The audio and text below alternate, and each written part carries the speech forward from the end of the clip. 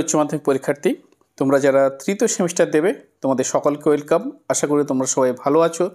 আজ তোমাদের এডুকেশন সাবজেক্টের উপর একটি গুরুত্বপূর্ণ টপিক নিয়ে কিছু এমসিকিউ প্রশ্ন এবং তার উত্তর নিয়ে আমরা আলোচনা করব। অর্থাৎ জাতীয় শিক্ষানীতি 1986, যেটি আমাদের সিলেবাসে রয়েছে, ন্যাশনাল এডুকেশন পলিসি 1986, তার কিছু গুরুত্বপূর্ণ এমসিকিউ প্রশ্ন এবং উত্তর আজকের এই ভিডিওতে আমরা আলোচনা করব। আজকে আমরা পার্ট 1-এ কিছু প্রশ্ন এবং তার উত্তর আলোচনা করব।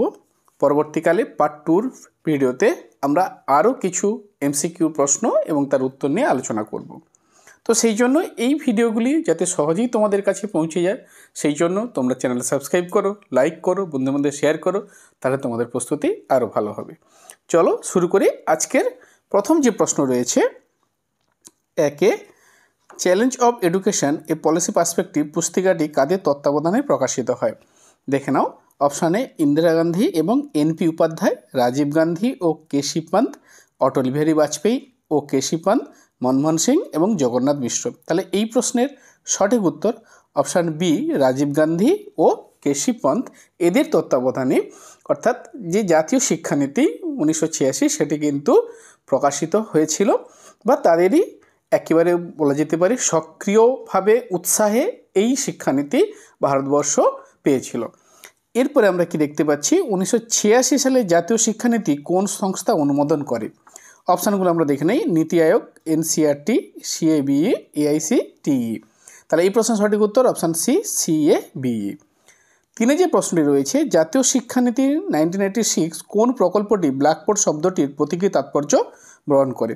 বলছে universal literacy drive, operation blackboard, national blackboard scheme, আর বিদ্যা বাহিনী। তাহলে এই প্রশ্নের সঠিক উত্তর অপশান বি, অপারেশন ব্ল্যাকবোর্ড। চারে যে প্রশ্ন রয়েছে, অপারেশন ব্ল্যাকবোর্ড প্রকল্পে কতজন শিক্ষকের ব্যবস্থা করা হয় প্রতি বিদ্যালয়ে? অর্থাৎ প্রতিটি বিদ্যালয়ে ন্যূনতম কতজন শিক্ষক থাকতেই হবে? দেখো, একজন পুরুষ, একজন নারী, দুজন, একজন নারী, একজন পুরুষ, চারজন শিক্ষক। তাহলে এই প্রশ্নের সঠিক উত্তর অপশান সি, দুজন, অর্থাৎ একজন নারী এবং একজন পুরুষ। পরে যে প্রশ্নটি রয়েছে আমাদের সামনে, 5-এ, 1986 সালে জাতীয় শিক্ষানীতিতে প্রাথমিক শিক্ষায় কি নিষিদ্ধ করার কথা বলা হয়েছে? কি কি? স্বতন্ত্র পরীক্ষা, পরীক্ষা অকৃতকার্যদের অনুন্নয়ন ব্যবস্থা, স্কুল পোশাক আর মিড ডে মিল। তাহলে এই প্রশ্নের সঠিক উত্তর অপশান বি, পরীক্ষায় অকৃতকার্যদের অনুন্নয়ন ব্যবস্থা।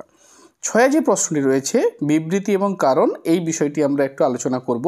দেখো, 1986 সালের শিক্ষানীতিতে মাধ্যমিক স্তরের পাঠ্যক্রমে সংস্কৃতি ও বিজ্ঞান উভয়কে স্থান দেওয়া হয়, কারণ শিক্ষার মাধ্যমে ঐতিহ্য রক্ষা এবং মানব সম্পদ উন্নয়নের দিকটি গুরুত্ব পেয়েছিল। এবার বিষয়টি বোঝার চেষ্টা করো। দেখ, 1986 সালের জাতীয় শিক্ষানীতি, এই শিক্ষানীতি কিন্তু ভারতবর্ষের জনগণের সামনে এক নতুন ধরনের অর্থাৎ একবিংশ শতাব্দীকে জেনে নেওয়ার একটি মাধ্যম রূপে কিন্তু শিক্ষানীতিকে কিন্তু সামনে আনা হয়েছিল। ফলস্বরূপ সেখানে বিজ্ঞান এবং সংস্কৃতি উভয়কে স্থান দেওয়া হয়েছে। তাহলে এই দুটি বিষয় অর্থাৎ সংস্কৃতির বিষয়, বিজ্ঞানের বিষয় যদি আমাদের পীঠস্থান হতে পারে, তাহলে স্বাভাবিকভাবে আমাদের ঐতিহ্য রক্ষায় এবং মানব সম্পদ উন্নয়নের দিকটি গুরুত্ব পাবে। তো সেই অনুসারে যদি আমরা দেখি, তাহলে যে অপশানগুলো রয়েছে তার মধ্যে অপশান এ, উভয় বিবৃতির সত্য এবং কারণটি যথার্থ ব্যাখ্যা, অপশান এ সঠিক উত্তর। পরে দেখো যে প্রশ্নটি রয়েছে, 7-এ, নবোদয় বিদ্যালয়ে শিক্ষার মাধ্যম সপ্তম শ্রেণী পর্যন্ত কি নির্ধারিত ছিল? অর্থাৎ নবোদয় বিদ্যালয়ে সপ্তম অষ্টম শ্রেণী পর্যন্ত শিক্ষার মাধ্যম কি থাকবে? শুধুমাত্র ইংরেজি, কেবল হিন্দি, মাতৃভাষা বা আঞ্চলিক ভাষা, সংস্কৃত। তাহলে এই প্রশ্নের সঠিক উত্তর অপশান সি, মাতৃভাষা বা আঞ্চলিক ভাষা। পরে যে প্রশ্ন রয়েছে, নবোদয় বিদ্যালয়ে সর্বাধিক কতজন শিক্ষার্থী এক বিভাগের মধ্যে থাকতে পারে? অর্থাৎ নবোদয় বিদ্যালয়ে প্রতিটি শ্রেণীতে 2টি করে বিভাগের কথা বলা হয়েছিল, সেখানে বলছে একটি বিভাগে কতজন থাকতে পারে? 30, 35, 40, 50। তাহলে এই প্রশ্নের সঠিক উত্তর অপশান সি, 40 জন হয়েছে। দেখো, এখানে তোমাদের আরেকটি তথ্য আমি দিয়ে রাখি। জাতীয় শিক্ষানীতি 1986 এর বিষয়বস্তুর ভিডিও যদি তোমরা দেখতে চাও, এই ভিডিওর ডেসক্রিপশানে তার লিঙ্ক দেওয়া থাকবে, তোমরা সেই বিষয়বস্তুর ভিডিওটি দেখে নিতে পারো। তাহলে তোমরা বিষয় সম্পর্কে একটি স্বচ্ছ ধারণা তোমাদের তৈরি হবে। এই ধারণার উপর ভিত্তি করে তোমরা সমস্ত ধরনের এমসিকিউ প্রশ্ন ও তার উত্তর করতে পারবে। চলো, এরপর আমরা একটি স্তম্ভ রয়েছে সেটি মিলিয়ে দেখব। অপারেশন ব্ল্যাকবোর্ড নবোদয় বিদ্যালয় মাধ্যমিক শিক্ষা সিএবিই। দেখো অপারেশন ব্ল্যাকবোর্ড প্রাথমিক বিদ্যালয়ের পরিকাঠামোগত উন্নয়ন, নবোদয় বিদ্যালয়ের প্রতিভাবান ছাত্রদের জন্য উন্নত শিক্ষা, মাধ্যমিক শিক্ষা মানব সম্পদ উন্নয়নমুখী পাঠ্যক্রম, অর্থাৎ এক কথায় বলতে গেলে আমরা বৃত্তিমুখী পাঠ্যক্রম। সিএবিই জাতীয় শিক্ষানীতির অনুমোদনকারী সংস্থা, অর্থাৎ একেবারে সোজাসুজি রয়েছে। তাহলে অপশান এ এর সঠিক উত্তর। এরপরে দেখো যে প্রশ্ন রয়েছে 10-এ, বলছে 1946 সালে জাতীয় শিক্ষানীতি কাঠামোতে 10+2+3 কাঠামোয় প্রথম 10 বছরকে কিভাবে ভাগ করা হয়েছে? 6+2+2, 5+3+2, 4+4+2, 3+5+2। তাহলে এই প্রশ্নের সঠিক উত্তর কিন্তু অপশান বি সঠিক উত্তর। এবার আমরা বিষয়টা একটু দেখে নেই। দেখো 5 বছরের নিম্ন প্রাথমিক, 3 বছরের উচ্চ প্রাথমিক আর 2 বছরের মাধ্যমিক, তাহলে এই নিয়ে 10 বছরের কাঠামোকে ভাগ করা হয়েছে। আচ্ছা 2 এখানে আমরা কি একাদশ দ্বাদশ আর 3 বছরের স্নাতক শিক্ষা, তো সেই জন্য 10+2+3। এরপরে দেখো 11-তে নবোদয় বিদ্যালয়গুলো কোন বোর্ডের অধীনে পরিচালিত হবে বলে উল্লেখিত রয়েছে? রাজ্য শিক্ষা বোর্ড, ইউজিসি, সিবিএসসি আর এনআইওএস। তাহলে এই প্রশ্নের সঠিক উত্তর কী হবে? সিবিএসসি হয়েছে। এরপরে দেখো 12 দাগে যে প্রশ্ন রয়েছে আমাদের সামনে, অপারেশন ব্ল্যাকবোর্ড এর লক্ষ্য কী ছিল? বিজ্ঞান গবেষণার প্রসার, মাধ্যমিক বিদ্যালয়ের পরিকাঠামো উন্নয়ন, প্রাথমিক বিদ্যালয়ের পরিকাঠামো উন্নয়ন আর আইসিটি চালু। এই প্রশ্নের সঠিক উত্তর অপারেশন ব্ল্যাকবোর্ড স্বাভাবিকভাবে প্রাথমিক শিক্ষার উন্নয়নের জন্য গৃহীত একটি কর্মমূলক বা কর্মসূচি আমরা বলতে পারি। তো এই প্রকল্পের উদ্দেশ্য ছিল এটাই যে প্রাথমিক বিদ্যালয়ের পরিকাঠামোগত উন্নয়ন অর্থাৎ সর্বাগ্রে এই বিষয়টি স্থান পাবে। তো সবার আগে যেহেতু পরিকাঠামোগত উন্নয়ন বিষয়টি গুরুত্ব পেয়েছিল, তাই অপশান সি আমাদের সঠিক হবে। পরে 13-তে আমরা দেখো একটি বিবৃতিগুলো রয়েছে, আমরা পড়ে দেখব। 1946 সালে জাতীয় শিক্ষানীতিতে 10+2+3 কাঠামোর পুনর্বিন্যাসের কথা বলা হয়, তাহলে এটি সত্য। পরে কি রয়েছে? নিম্ন প্রাথমিক স্তরকে 5 বছরের জন্য নির্ধারণ করা হয়, এটিও সত্য। তারপরে কি রয়েছে? মাধ্যমিক স্তরে বিজ্ঞান ও সংস্কৃতি পাঠ্যক্রমে অন্তর্ভুক্ত করা হয়, এটিও সত্য। এই নীতিতে গ্রেডিং ব্যবস্থা বাতিল করা হয় না, এটি কিন্তু ভুল, কারণ এখানে কিন্তু নম্বরের পরিবর্তে গ্রেডিং সিস্টেমকে মান্যতা দেওয়া হয়েছিল। তো সেই অনুসারে যদি আমরা দেখি তাহলে 1, 2, 3 সঠিক, অর্থাৎ অপশান এ সঠিক উত্তর। তাহলে 13টি এমসিকিউ প্রশ্ন এবং তার উত্তর আমরা আলোচনা করলাম। এরপরে আমরা দেখব 14তে যে প্রশ্নটি রয়েছে সেই প্রশ্নটি আমরা আলোচনা করব। দেখো কি বলেছে, সর্বাধিক কত বছর বয়স পর্যন্ত বাধ্যতামূলক শিক্ষার কথা বলা হয় এই নীতিতে? অপশানগুলো আমরা দেখে নেই, 10 বছর, 12 বছর, 14 বছর, 15 বছর। তাহলে এই প্রশ্নের সঠিক উত্তর কী হবে? 14 বছর। অর্থাৎ এখানে কিন্তু একটি বিষয় পরিষ্কার করে বলা হয়েছিল যে 14 বছর বয়স পর্যন্ত সকলের অবৈতনিক ও বাধ্যতামূলক শিক্ষার কথা কিন্তু জাতীয় শিক্ষানীতি 1986-এ বলা হয়েছে। এরপরে দেখো 15তে যে প্রশ্ন রয়েছে, মিড ডে মিল কর্মসূচির প্রাথমিক লক্ষ্য কী ছিল? দারিদ্র্য দূরীকরণ, অভিভাবকদের আর্থিক সাহায্য, বিদ্যালয় ছাত্র ধরে রাখা, পুষ্টির ঘাটতি দূর। এই প্রশ্নটির সঠিক উত্তর কিন্তু অপশান সি, বিদ্যালয় ছাত্রদের ধরে রাখা। পুষ্টি বিষয়টি পরে এসেছিল, কিন্তু প্রাথমিক লক্ষ্য ছিল বিদ্যালয়ে ছাত্রদেরকে ধরে রাখা। 16তে যে প্রশ্ন রয়েছে, কোন স্তরের পাঠ্যক্রমে মানবিক, সামাজিক এবং ঐতিহাসিক উপাদান সংযোজনের কথা বলা হয়?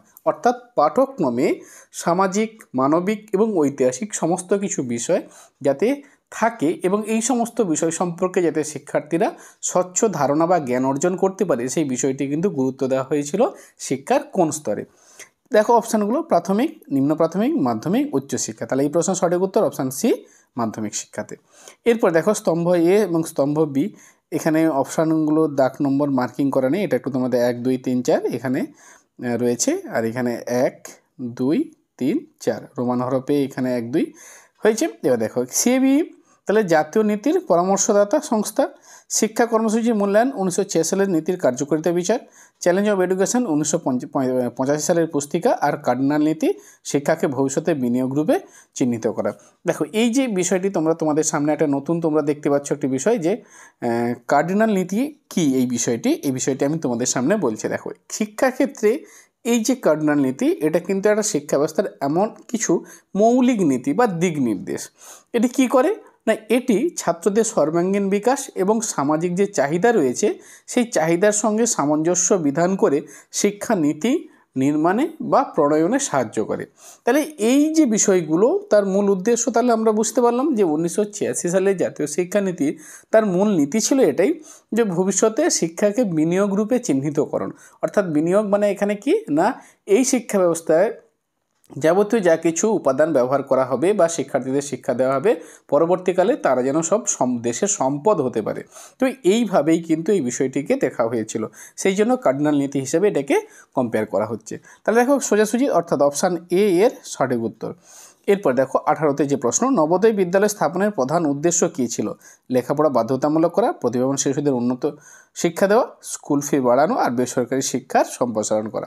তাহলে স্বাভাবিকভাবে অপশান বি প্রতিভাবান শিশুদের উন্নত ধরনের শিক্ষা প্রদান করা। 19-এ যে প্রশ্ন রয়েছে, 1986 জাতীয় শিক্ষানীতির আওতায় সাম্যর প্রধান নীতিটি কী ছিল? অর্থাৎ যে সাম্য এই বিষয়টি কী ছিল? বলছে জাতিগত বিভাজন, নারী পুরুষ বৈষম্য, ধর্মীয় শিক্ষা, সামাজিক ন্যায়। তাহলে এই প্রশ্নের সঠিক উত্তর কী হবে? অবশ্যইভাবে যদি আমরা দেখি সামাজিক ন্যায়, এটি হচ্ছে গিয়ে সঠিক উত্তর। 20-তে যে প্রশ্নটি রয়েছে, জাতীয় শিক্ষানীতি পরবর্তী সংশোধন কবে হয়? 98, 92, 99, 2005। তাহলে পরবর্তী সংশোধন কিন্তু 1992 সালেই হয়েছিল। এরপরে আমরা দেখব নিম্নলিখিত বিবৃতিগুলো পড়ো, অর্থাৎ এখানে আমাদের সত্য মিথ্যা একটি বিষয়টি রয়েছে, সেটা আমরা একটু দেখব। বলছে 1986 সালে জাতীয় শিক্ষানীতিতে আইসিটি ভিত্তিক শিক্ষাকে উৎসাহ দেওয়া হয়, এটি কিন্তু সত্য। অর্থাৎ এই সময়ে কিন্তু প্রযুক্তির কী বলা যেতে পারে প্রচলন ঘটছে এবং এই প্রযুক্তিকে কিন্তু শিক্ষাক্ষেত্রে মান্যতা দেওয়া হয়েছিল। পরে কি রয়েছে, অপারেশন ব্ল্যাকবোর্ড 14 থেকে 18 বছর বয়সে না, এটি কিন্তু ঠিক নয়। 14 বছরের মধ্যে অর্থাৎ 14 বছর পর্যন্ত, তার পরবর্তী সময় নয় কিন্তু, তাই এটি ভুল।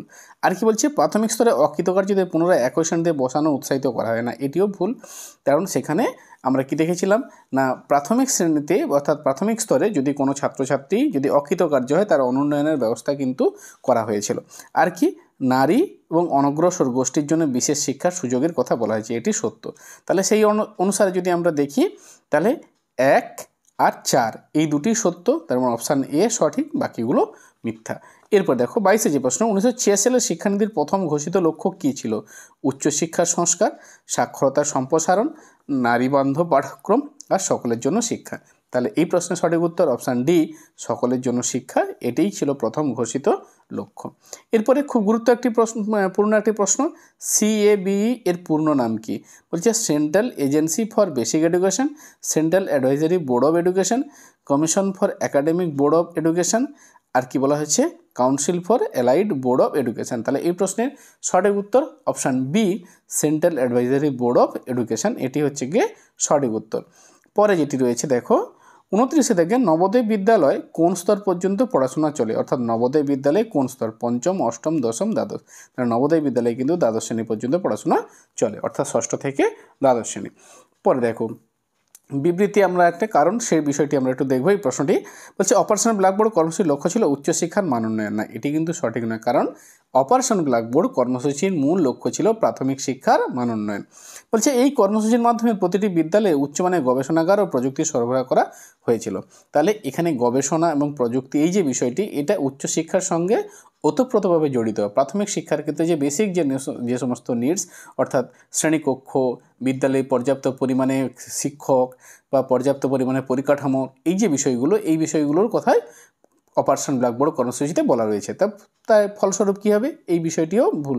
অর্থাৎ আমরা দেখতে পারি উভয় বিবৃতি মিথ্যা। 26-এ আমরা কি দেখতে পাচ্ছি, প্রাথমিক শিক্ষায় বিদ্যালয় ভিত্তিক প্রাথমিক কৌশল হিসেবে কোনটি গৃহীত হয়? অর্থাৎ প্রাথমিক শিক্ষায় বিদ্যালয় ভিত্তিক প্রাথমিক যে কৌশল কোনটি হয়েছিল? বলছে distance education, operation blackboard, ICT পাঠ্যক্রম এবং বলছে স্কুল অটোনমি ড্রাইভ। তাহলে এই যে বিষয়টি রয়েছে অপশান বি অপারেশন ব্ল্যাকবোর্ড, এইটি কিন্তু প্রাথমিক